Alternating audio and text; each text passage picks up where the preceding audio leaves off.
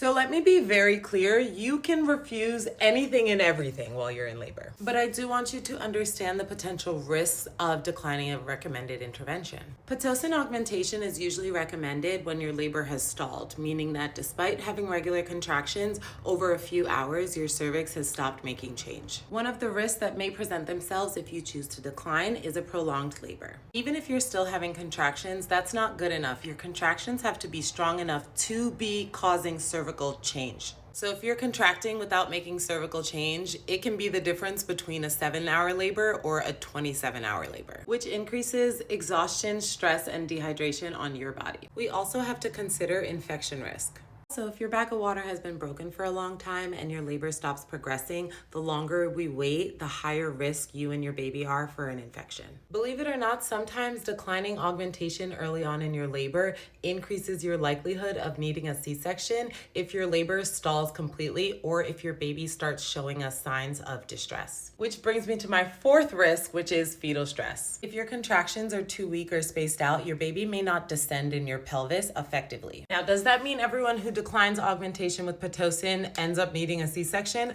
No, but you should have a full picture of both benefits and risks when it comes to accepting or declining any intervention. What other questions do we have?